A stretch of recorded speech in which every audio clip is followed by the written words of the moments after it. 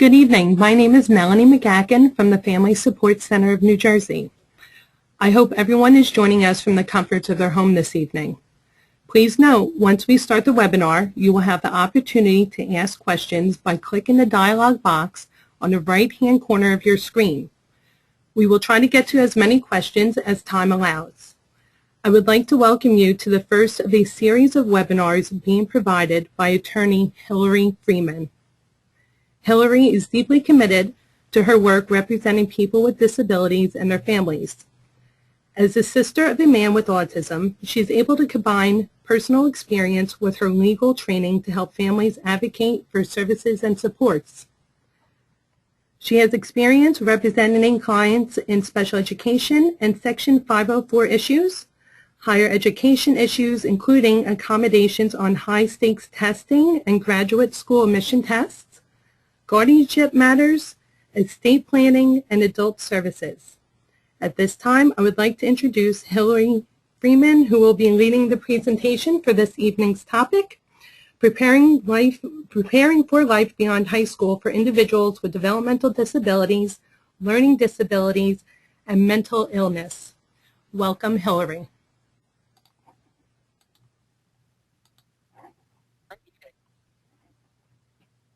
Hillary, you should have control of the presentation now.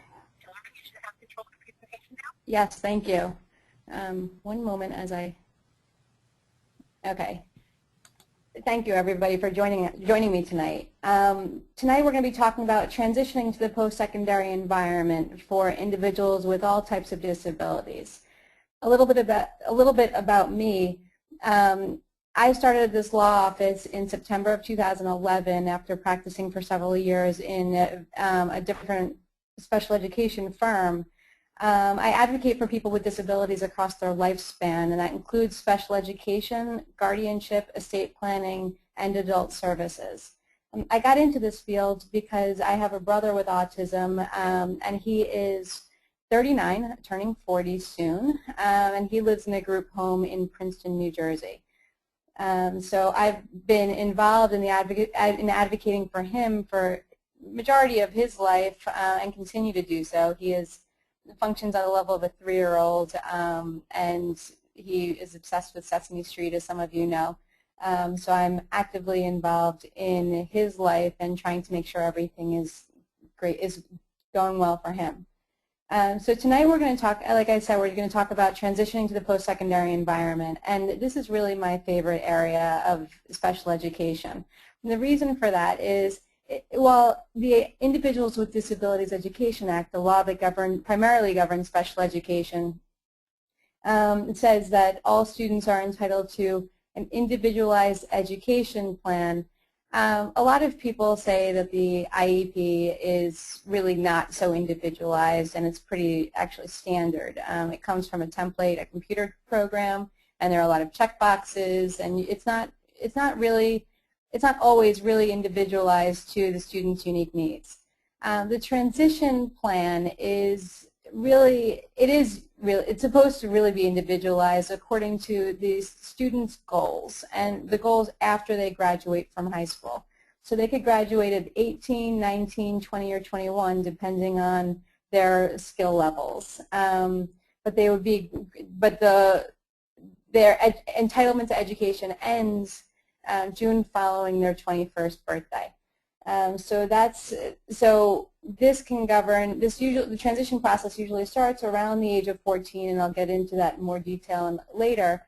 But in New Jersey it starts at 14, and you're really primarily planning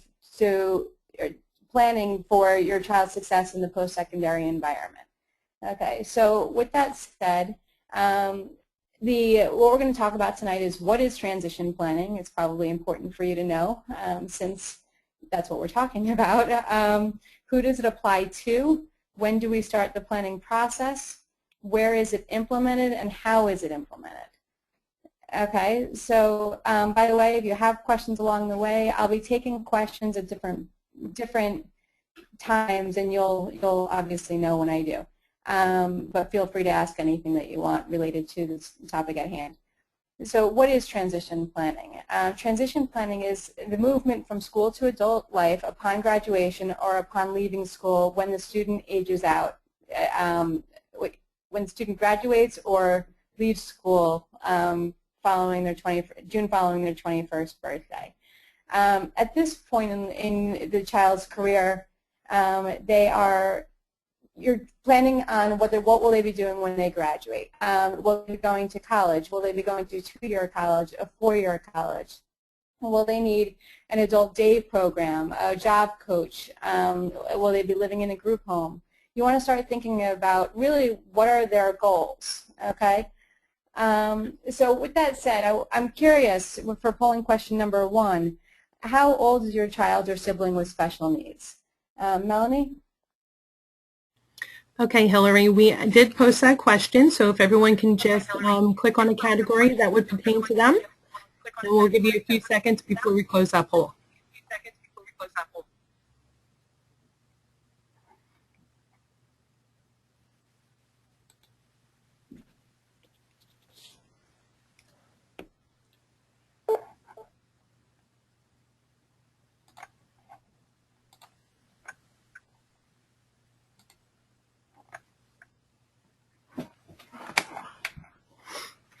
Hillary, that should give you 1 second. Okay.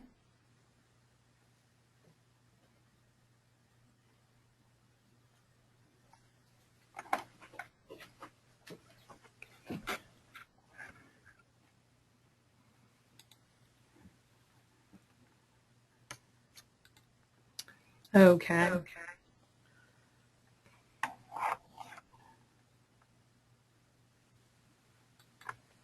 Okay, Hillary, it looks like we have 42% of the people attending have a child between the age of 17 to 21. 37% have a child age of 14 to 16. 16% do not have a child or a sibling with special needs. And 5% have a child under the age of 14. Okay, great. You'll all be interested to know that this entire presentation covers all of those ages. I'm finding lately that a lot of schools are not addressing the transition plan in a timely fashion. So it's never too late as long as your child's still in school. And I'll get into really the procedural timelines and everything in a few minutes. To gear the presentation a little bit further towards the audience, I have another polling question, and that is, what is your child's disability? If they have a learning disability, ADD or ADHD, choose A. A developmental disability, that includes autism, cerebral palsy, Down syndrome, things like that. Maybe a intellectual disability, put that in B. Mental illness, bipolar, schizophrenia, depression, obsessive compulsive disorder, you can put that in C, and obviously as D, you still don't have a child or sibling with special needs. And Hillary, we're going to give people just a few seconds to fill this out.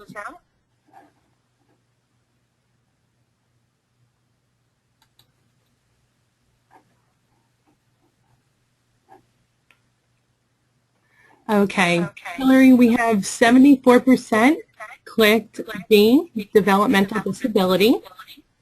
And then we have 11% that clicked A for learning disability, and also 11% that clicked B. I still do not have a child or sibling with special needs. 5% clicked C under mental illness. Okay, and even more directly, now I have one more question for you, and then we'll actually get into the presentation. Does your child or sibling have a transition plan in or her IEP? A, yes. B, no, but she or he is too young. C, no, but she or he should have had one by now. What is a transition plan? And E, you can keep asking me, but I still don't have a child or sibling with special needs. And Hillary, we're going to give people just a few seconds for this one also. Thanks.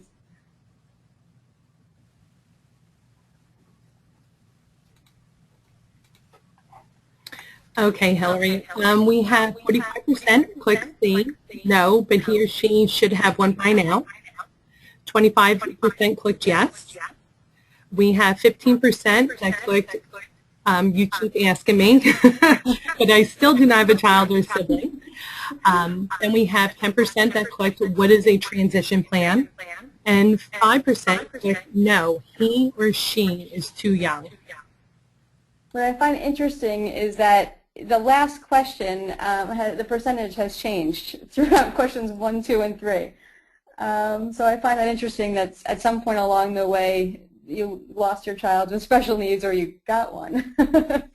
But anyway, so like I said before, the transition process is planning for what will your child be doing when they graduate. And again, they're talking about life skills, talking about living arrangements, educational opportunities, so college, a 2-year college or a 4-year college, where if they're going to work, what industry are they going to work in. So that's ultimately the transition plan. And you want to know, how does the process start? Okay, so first of all, who participates in the development of the transition plan? The parents are invited to attend. The student with a disability at age 14 is invited to attend. If they're not there, if they don't attend the meeting, then their preferences or interests should be taken into account in developing the transition plan. Agency representative, I have 2 stars next to that. And the reason for that is the agency representative is somebody that might works at a different agencies such as the Division of Developmental Disabilities, DDD, DVRS. Those are the 2 primary agencies that we're going to be talking about tonight, given the answers to the disability question. But those people are supposed to be invited, and if your child will be receiving services from those agencies, and you'll decide that through the IEP meetings. Okay, so when they can be invited under a few different circumstances. One, the parent has to provide the consent for the agency representative to be there, to be invited and to attend. Okay, they're not automatically invited to the meeting. We have privacy issues at stake, so you have to really consider, the team has to make sure that the parent is okay with the agency representative being there. The other piece of it is that the law has changed in recent years in that the agency representative should be invited, but they're not required to attend. So if they don't attend, then that doesn't mean that now the district is off the hook for providing the services that theoretically the agency representative should have provided. The school district has to come up with a different plan with the parents to determine how the services will be provided. So like I said, they're not off the hook, and which is a good thing, because the representatives from DDD or DVRS don't always attend the meetings, especially when the child is in the younger years. So you can't ignore the goals of, or the purpose of the agency representative. The team still has to come up with their own plan in addressing the special needs of the student. Then you obviously have the case manager. The rest of it is really the members of the IEP team.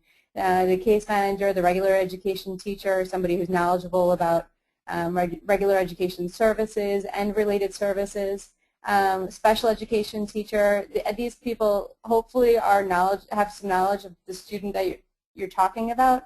They're not required to, but if they don't know the special needs child, then they should really have a pretty good understanding of the services that are available through the school district, and maybe they can provide some input based on the discussions at hand. Then you have a member of the child study team who can interpret the evaluation results. It's clearly not helpful if you're given an evaluation and you don't understand what's going on. I was recently at an IEP meeting where where an occupational therapy evaluation was given, and the parent questioned the results, but also questioned the administration of the test and why certain tests were given, and the OT could not provide the answers. So that wasn't obviously very helpful. But it's really important that somebody can explain the evaluations to the parents. You're not expected to know how to understand the evaluations just because you're a parent of a special needs child. And then maybe the supervisor of special services or the principal, they're not required to be there. They can be there if invited. They can be there if they're not invited. The idea is that they're knowledgeable. They're supposed to be knowledgeable about the services that the district can provide, and also consent to or approve the services, subject to board approval, which if necessary, I'll get into it another time. And then anyone else who may have knowledge of the student's needs. The parents can bring anybody that they want because it's their child that you're talking about, but the idea is that they should have some knowledge of the student. The district can invite other people, but if they don't work for the school district, then they really should get the consent of the parent because, again, you're talking about the special needs child. Okay, so those are the people that would normally participate in the development of the transition plan. Now, how does the process start? In the Individuals with Disabilities Education Act, I'm going to start referencing that as the IDEA. That law states that the transition process really they're supposed to start at 16 or younger if appropriate. But in New Jersey, it is required that the transition process start at age 14. So that's one of the good things about living in New Jersey, other than the taxes. Obviously, that was sarcasm. You can laugh later if you want. So in New Jersey, at age 14, you're supposed to get a written notice that the IEP meeting is going to be scheduled. And in addition to the normal things about who shall participate in the meeting, what time is it, the day, and the purpose, it should also include, around the age of 14, a statement indicating the purpose of the meeting, indicating that the purpose of the meeting will be the development of the transition services for the student, and that the school district will invite the student. Okay, I often get the question of, does my child have to be there? I don't feel comfortable talking about these things in front of the child. Do they have to be there? No. You can waive that, but again, you want to take into account the student's strengths and preferences. If they can communicate that, if they can't communicate, you might be able to figure out what they like and they don't like, and you should really consider that in developing the transition plan. So no, the student doesn't have to be there. A way around it, if you don't want them there for the entire meeting, might be to invite them there at the end, or invite them there in the beginning and then say, thank you, you can go back to class now. Or you can say whatever you want to ask them to leave the meeting.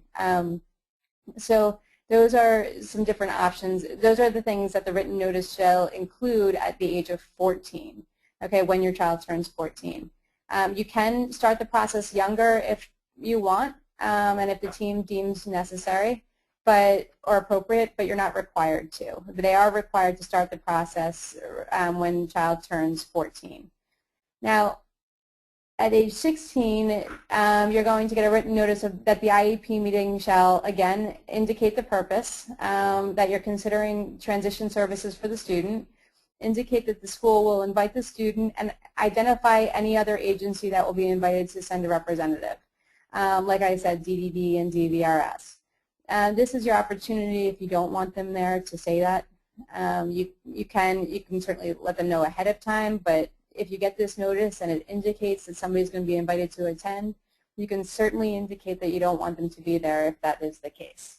Okay, and so those are a few different options for you. Okay, now a lot of people are wondering, well, what's the difference between what happens at age 14? Oh, first, I'm sorry, I'll back up for a second. Does anybody have any questions about what I've said so far? Hillary? Yes. I'm sorry. It says, my district says that the regular ed teacher will not attend the meeting because my child is in a self-contained classroom. Can they do this? As an attorney, I'm not supposed to give absolute statements, but no. They need to invite a regular education teacher, regardless of whether your child is in regular education programs or placement. You can waive that if you would like, but they have to invite them, and then everybody determines whether it's necessary for them to be there.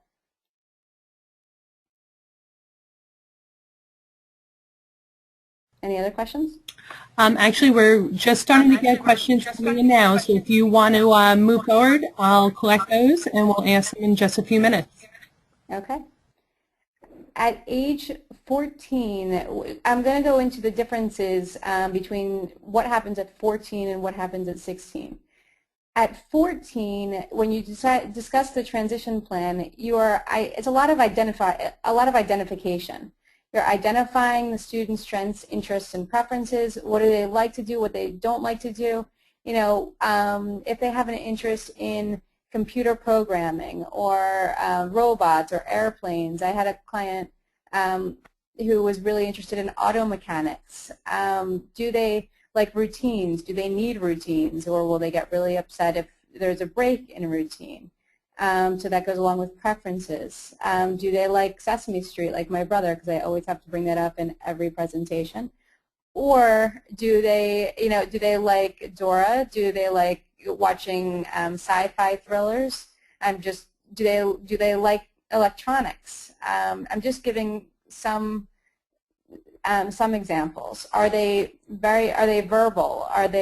Do they like giving direction? Are they pretty shy? What are their interests? Because you want to, whatever they would do when they graduate, you want to think about what would be a good placement for them. So this is where the student's attendance is helpful. But if they're nonverbal and you can't, or you don't find that it'll be productive to have them at the meeting, then you don't have to. Then you just talk about this at the meeting. And then again, you're identifying a course of study and related strategies and or activities that are consistent with the strengths, interests, and preferences, and are intended to assist the student in developing or attaining post-secondary goals. The way I describe transition plans, and I think this is the most effective way of determining what course of study and related strategies should be identified and implemented through the transition plan. Again, think about where will your child be when they graduate, okay? If they're going to college, if they're going to a 2-year college or a 4-year college. If they're going to a 2-year college, what skills do they need to be successful in that environment? Are they going to be living at home? Are they going to be living in an apartment? Do they need to learn to navigate public transportation? Do they need to learn to cook regardless of whether they're in a 2-year college or a 4-year college? If they're going to a 4-year college, are they going to be living in the dorms? Where are they going to be living? So what skills do they need to be successful in that environment? Self-advocacy skills. They should learn to identify and bring their disability to the attention of the university. Why? When they get to college, colleges are not required to come out and seek your child as a student with special needs. They need to learn to bring their disability to the attention of the university to get accommodations in college, okay? Not specially designed instruction, just accommodations, such as a large print, a reader, a scribe, maybe extended time on an exam, things like that. So that's for college. Do they need to learn life skills such as showering every day? And I know a lot of college freshmen don't shower every day regardless, but it's something that you might want to address. What other skills that are needed to be successful in that environment? Do they need to learn to drive? Is that appropriate for your child? I know of a situation where a child with autism hit another individual, and when they were driving, and as if the initial impact wasn't enough, they kept on repeating it. They kept backed up, they hit them again, they backed up and hit them again. So if that's something that your child might do, you might want to think about whether getting a license is appropriate. So that's something that would be important for college, okay? Those are some examples of what might be appropriate for college.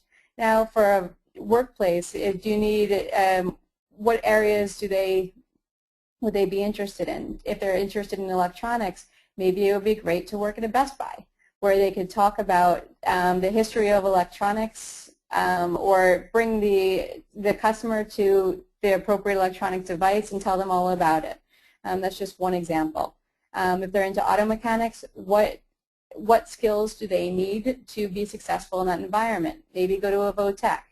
Be careful with the VOTEC though. They're great programs, but in my experience, they're not as attentive to the special needs of the child. So they still have an obligation to provide those services, especially design instruction, but you just have to, you might want to be on top of it a little bit more than you normally would. So a VOTEC program might be appropriate to teach a child the skills to be successful as an auto mechanic.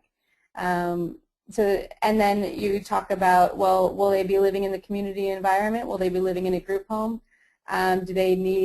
What skills do they need to live independently? These are all things that need to be identified at age 14 through the transition plan. Okay, again, identified. And then number 3, description of the consultation, a description of the need for consultation from other agencies such as DDD and DVRS. So at this point, you're talking about what agencies might be responsible for providing the services. And then at that point, that's when at 16 you know whether they're going to be invited or not. So, and again, 4 is statement of needed interagency linkages and responsibilities. Sometimes there are wait lists that you need to get on for such services, and you might want to reach out to those appropriate agencies to make sure that your child is on the appropriate wait list to access the services when he or she graduates or sooner, if appropriate. Any questions about that or anything?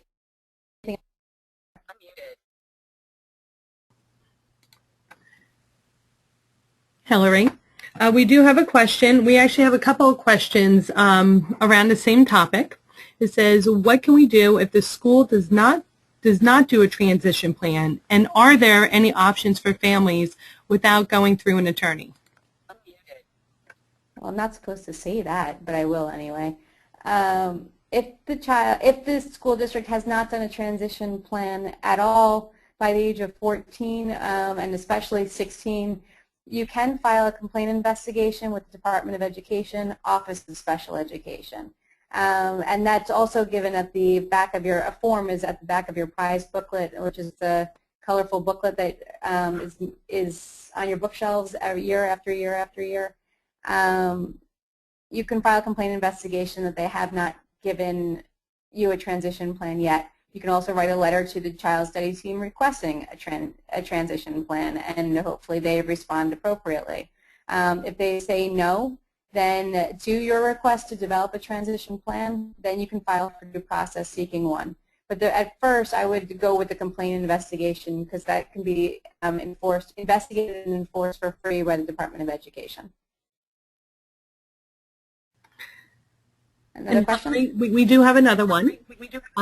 Okay. We know that at the age of 14 that we have to identify the course of study and related strategies or activities. Can those identifications be put into place as services started by the age of 14, or do we have to wait till 16? No, you don't have to wait until 16. They have to be identified at 14, but they can certainly be implemented at 14 as well. What the law says, which I'll get to the next slide, at 16 you want to talk about and implement those strategies and services that have been identified previously, and at age 16 at this meeting. The law says, as you can see, beginning with the IEP in place for the school year when the student turns 16 or younger if deemed appropriate by the IEP team. So, and it says the same thing for when your child turns 14. Now, there's nothing that says they can't start earlier, but they have to start by 14 and 16. One more question.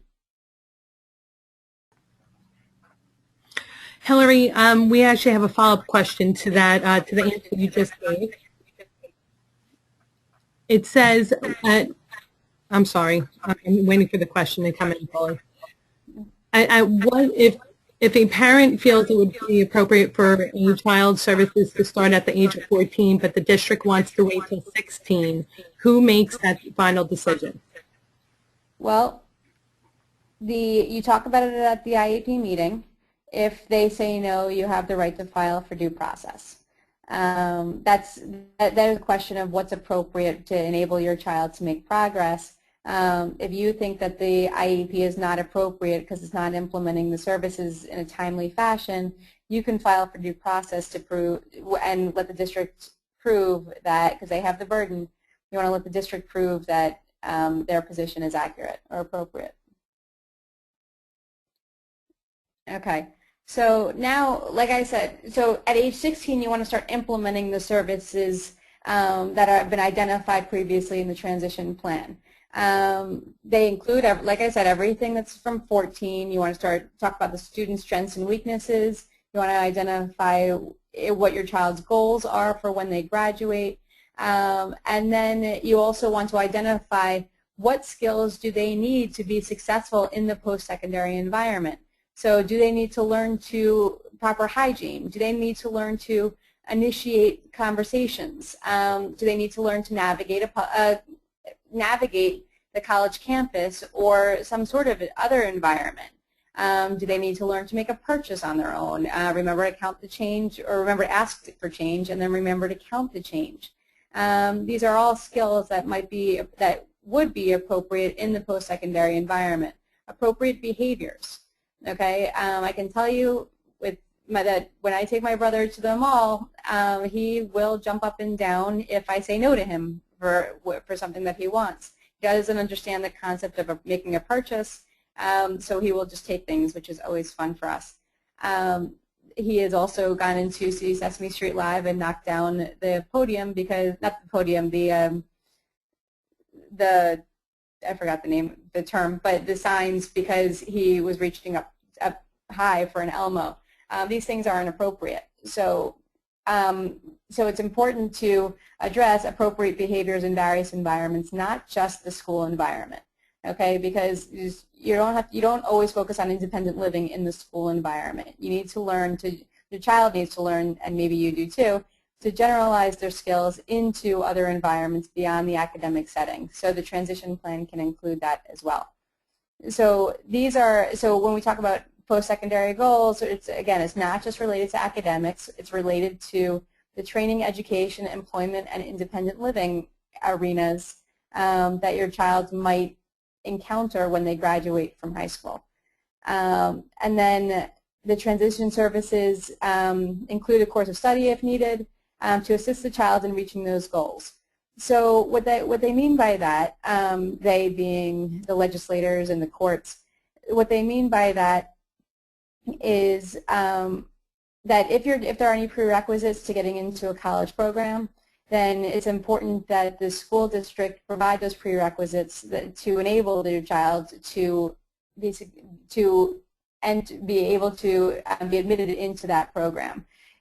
If they have a certain amount of like a language requirement, and if it may being the major or the school that your child wants to go to, it's important to make sure that they fulfill those requirements in high school. Okay, so that's one example. Another example might be that they can take classes in a college environment during high school. The school district could potentially pay for that, just the course, or maybe supports on the college campus while they're taking the course to enable them to be successful. These are all things that can be talked about in the transition meeting and put into the transition plan. Any questions about that?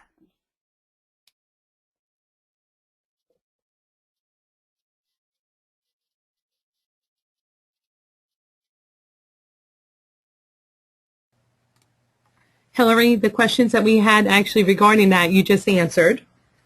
We do have one question now. It says, what responsibilities does the district have to provide travel training to my child? Unmuted.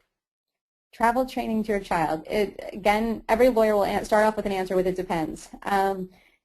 You look to the goals. Okay, what will your child be doing when they graduate? And does it require travel training? Does it require that they be able to navigate public transportation to get to that area? Then if so, then they have an obligation to teach them to travel appropriately. I have had clients who have gotten job coaches, or they call them job coaches, but coaches to take them on a train or help them get a cab, things like that. So those are some ideas that have been put into a transition plan to help them be successful and get to their place of employment. Okay, so what is included in a transition plan? The transition services are coordinated set of activities that are designed to be within a result-oriented process. It's focused on improving the academic and functional achievement of the child with a disability to facilitate the child's movement from school to post-secondary activities, including education, training, employment, living arrangements, and community participation. It's supposed to be based on the individual's needs and include the instruction to help them achieve those skills so they can be successful in that environment.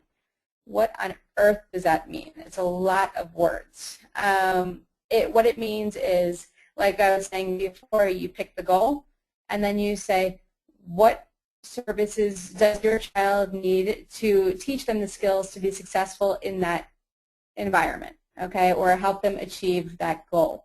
So if they're going to college, the 2-year college, 4-year college, what skills do they need to be successful in the college environment? I mentioned social skills before. Peter Gerhardt, who is a former job coach from Douglas and now is in New York, I heard him present once, and he was talking about his idea of teaching a child to communicate on the college campus and teach them social skills.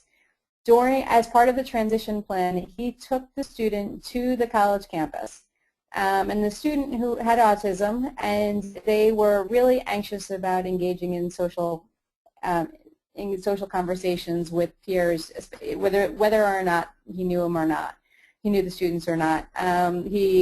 When approaching a group, he would get red, he would start sweating, he would maybe jump up and down or get shy, really shy.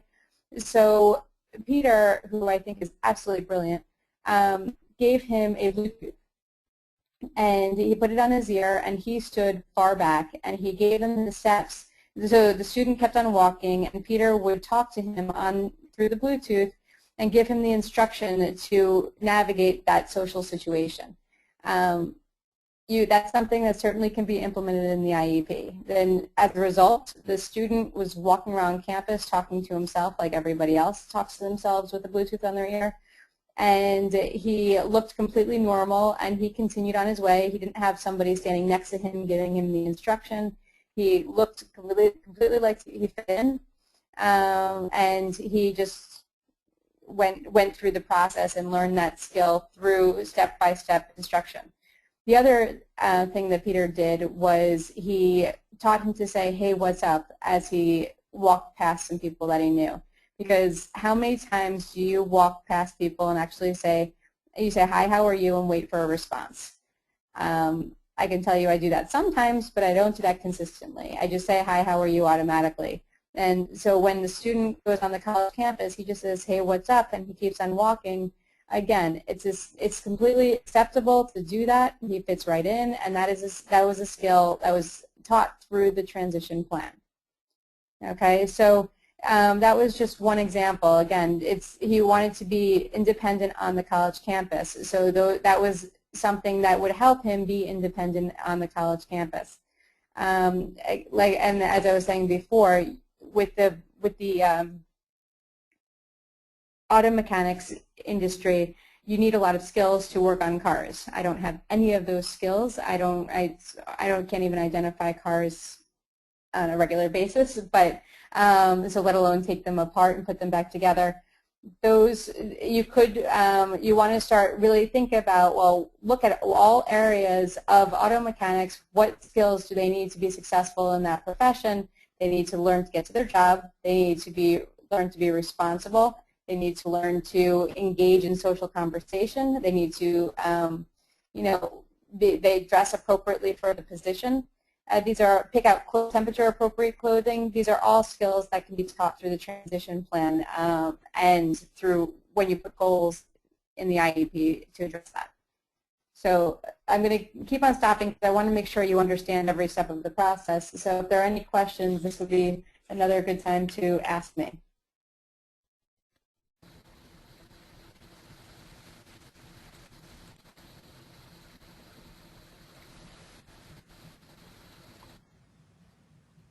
Hillary, we do have a couple of questions. The first question is, can we address the needs of lower functioning, non-college bound individuals? Of course. There are a lot of needs of non-college bound individuals. They often need to learn social skills. They need to learn life skills, such as getting dressed, toilet training, showering, crossing the street, knowing that and looking both ways, making a purchase, remembering to count the change. What else? There are just so many life skills that are so important. They definitely can be and should be addressed through this transition plan. If they're going to be going into through DDD, if they're going to be placed in a group home or an adult day program, they need to be on a wait list to get into those programs. So you need to contact DDD, and that might change in January, but as of now, you contact DDD, write a letter to them, making sure that they are on the wait list to be for an adult day program. They might say that you don't need to be on the wait list until 19 or 20. There's nothing to say that they can't be on the list earlier than that. So make sure that they're on the wait list for an adult day program. They generally do approve funding for those placements. It's not guaranteed, but they generally do provide funding for the adult day programs. You could also get money to develop your own program through DDD. And again, there's a wait list for that too. It's at the same wait list that you would get through the adult day program. So the idea is just make sure that you're on the list for an adult day program, and you can decide later on whether you want to develop your own program or take advantage of one of the programs that are already available. This should be discussed at the IEP meeting discussing the transition plan. Other life skills that might be appropriate through the transition plan, basically anything. The sky's the limit. And this is again is why I love this area, this section so much of the IEP. It's because you can be creative. The law does not say that something does not have to be provided, okay, or can't be provided. If a school district will tell you that this is all we offer or we don't offer that here, a red flag should go up, because the law doesn't say that something doesn't have to be provided. The law says figure out what your child will be doing and how can we teach them to be successful in that environment. So there's nothing to say that they can't, there's nothing to limit the school district from providing a certain arrangement or certain services. Something that is really up and coming is there are transition programs that are outside of the school environment. The College of New Jersey has a program where students with autism or other developmental disabilities attend the program usually around the age of 18. The school district can pay for it. There's nothing to say that they can't, and I definitely have cases where the school district has agreed to pay for this transition program. The Yale School in Cherry Hill has a similar program. Bancroft has a similar program where they place students on the college campus through Camden County College. And on those college campuses, they're getting the specially designed instruction that address their disabilities and teach them to be successful in that environment. They might not necessarily go to college after that. There are a lot of, it's just giving them the opportunity to live or just to be on the college campus. I know ECLC in North Jersey has one, and I know I believe Ocean County College has one as well. They're getting the specially designed instruction there.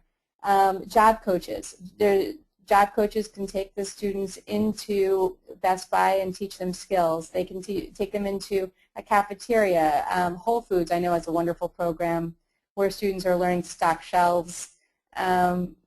there are a lot of different programs that are out there that are beyond the school district's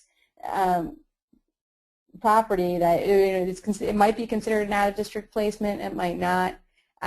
It just depends on the actual program that you're asking for. So definitely look into that. Look into what services, what your child wants to do or what you want them to do, and the different transition programs that might be able to provide those services if you're not satisfied with the program that the school district is providing. So question number 4, have you thought about what your child with special needs will do after he or she graduates? This is kind of a little bit redundant. I am actually really interested in knowing the answer to it. So Melanie, if you please.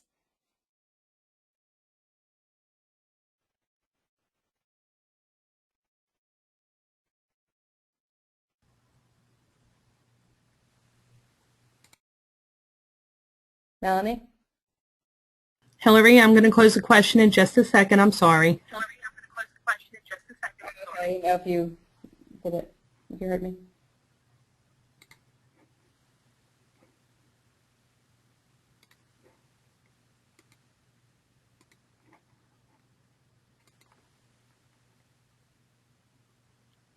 Okay.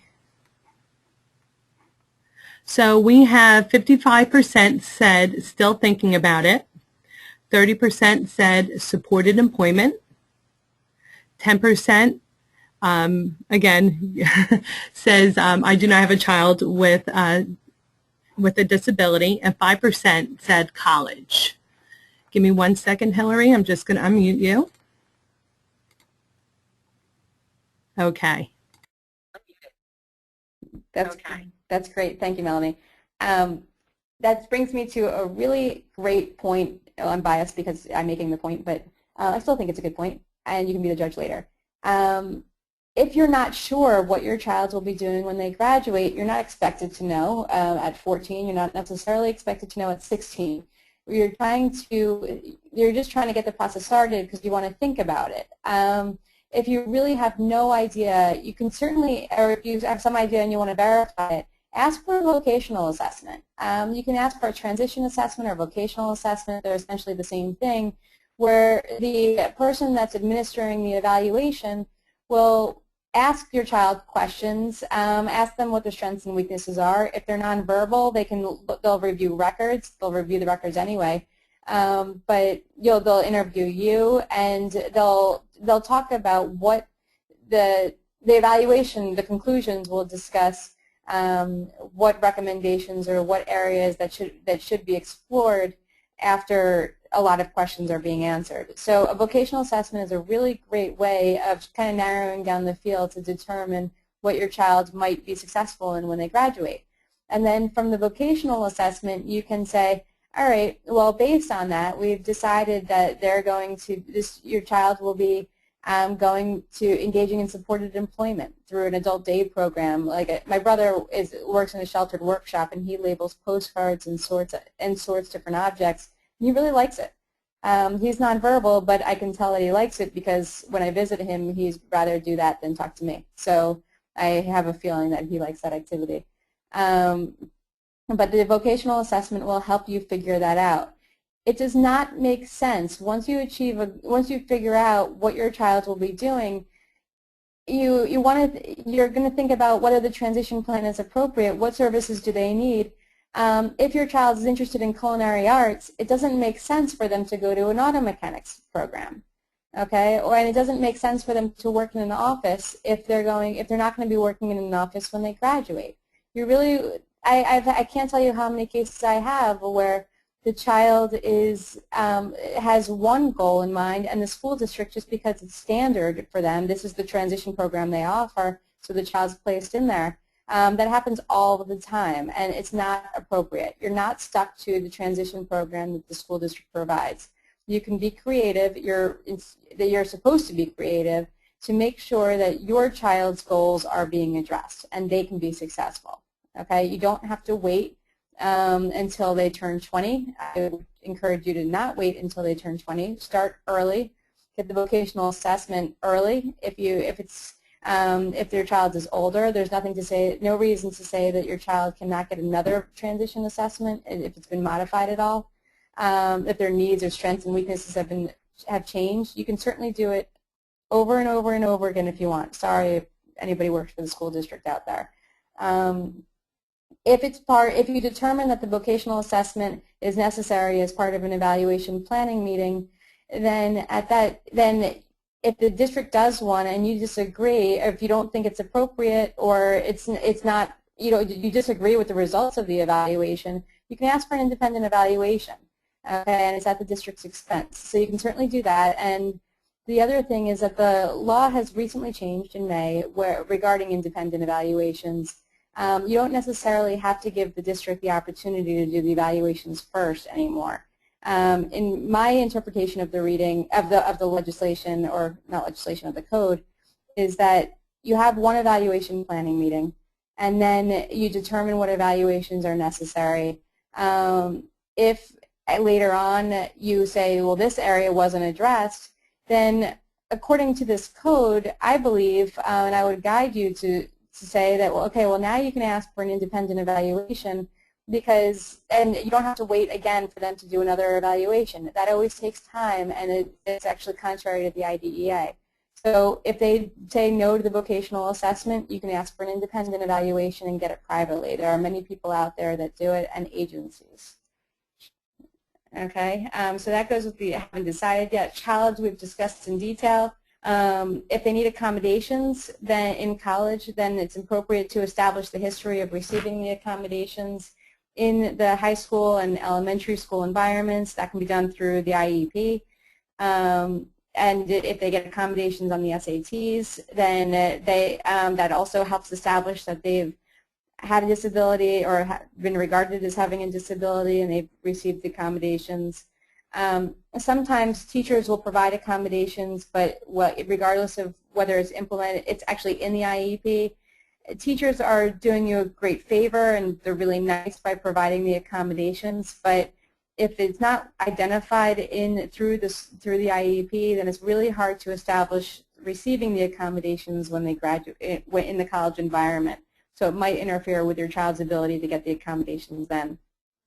The day program, you really want to think about, again, where will they be working? Will they need supervised employment, or will they be able to do it independently? What wait lists are necessary for your child to be on to make sure that they can access that place of employment or the day program when they graduate, and when does your child need to be on that list? Again, I think that around 16 it's appropriate to contact DDD and make sure that they're on the program for the wait list for an adult day program. I briefly mentioned before, Get to Work, I briefly mentioned before that at least until January you're supposed to contact DDD to get on the list. Nobody knows what's going to happen after January. The Department of Human Services is restructuring, as some of you may have encountered. Some people who have been clients of DDD for years have been transferred to DDS, and now DDS is considered the single point of contact.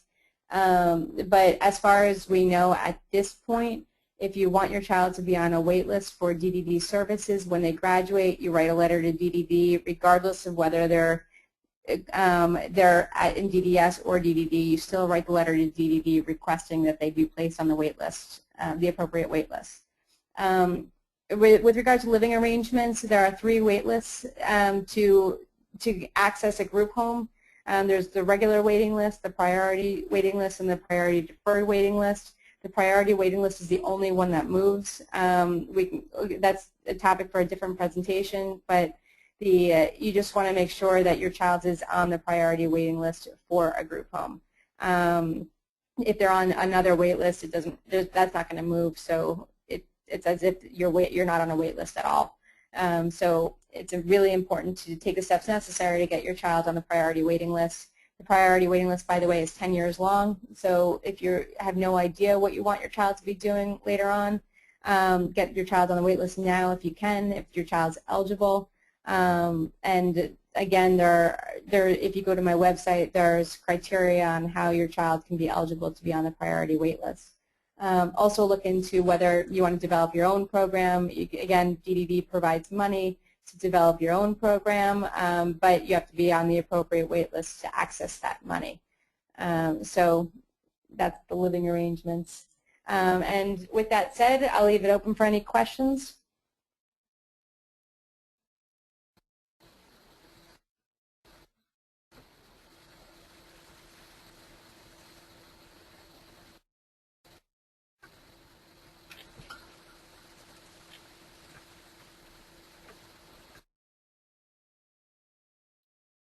Unmuted. Hillary, I'm sorry about that. I was having trouble unmuting myself. Hillary, at this time, we are actually, I do have quite a few questions. The questions are some very specific and some off topic. So if it's okay for you, I would like to actually just send those to you privately if possible. Of course. Of course. Not a problem at all. And if there are any questions after this presentation that you haven't thought of, certainly email me at Hillary, Hillary, at freemanlawoffices.com. So Hillary, I want to start by thanking you for sharing your time and information on this topic. And thank you to everyone else for joining us for this evening's presentation. Your feedback is important to us, so please look for your evaluation via email within the next 24 hours. Your input will help us determine future topics, so we encourage you to complete this evaluation. This webinar will be archived on the Family Support Center of New Jersey website. That's fscnj.org. Please remember to register for Hillary's next webinar coming up on August 1st, titled When Bullying is a Problem. Thank you for joining us and have a wonderful evening. Thank you, Hillary. Thank you very much.